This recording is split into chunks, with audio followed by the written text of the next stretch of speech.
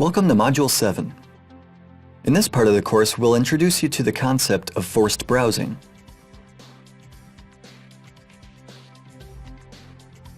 Forced browsing is not technically a vulnerability nor an attack.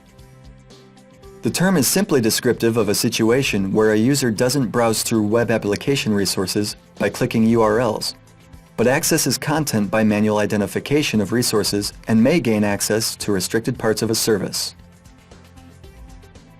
Imagine a company that sends client emails linking to a page containing sensitive data like the client's personal information, account balance, and so on.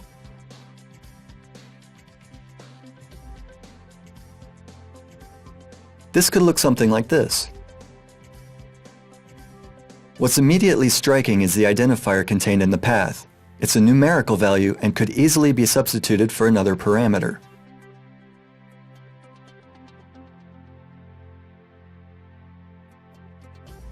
As you can see, changing this parameter will display private information of another client.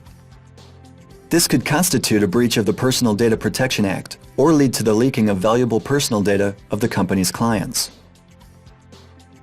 Another instance of forced browsing is the identification of vital service directories which store libraries, configuration files, and other files used to dynamically generate content.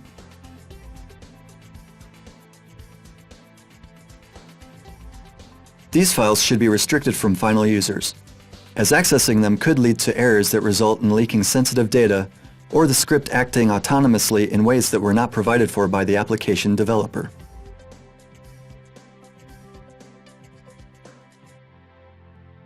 If access to these files is not authorized in any way, forced browsing may also constitute an example of data hiding. Web developers want to restrict users from accessing files, but don't use any other methods of preventing this.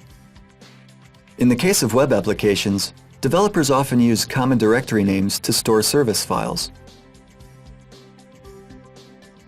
An example of such a directory is lib, which could contain library classes or full libraries used by a web application.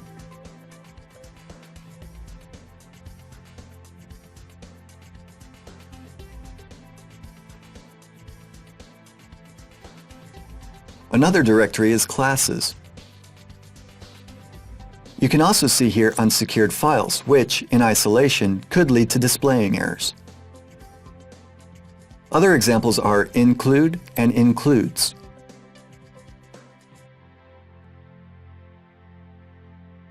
The include directory doesn't exist in the service, but you can access the includes directory, which often contains configuration files.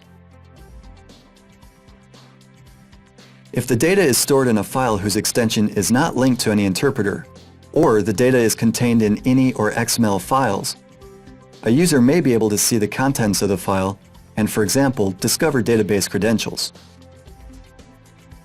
Since the consequences of forced browsing could be very serious, you need to remember that while building a web application, you should never simply assume a visitor won't be able to access certain parts of the service. All directories have to be secured, and directories containing data which is only used server-side should be located outside the web server or blocked in an htaccess file.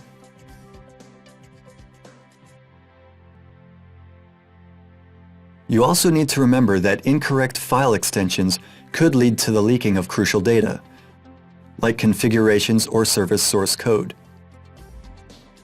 Finally, while displaying data to restricted groups of users, don't solely rely on line-generated identification numbers. It might be a better idea to use hash functions to generate less predictable identifiers. Better yet, be sure to implement cutting-edge authorization mechanisms in your application. That's all in Module 7. Thanks for your attention and see you in the next module, which will focus on path traversal attacks.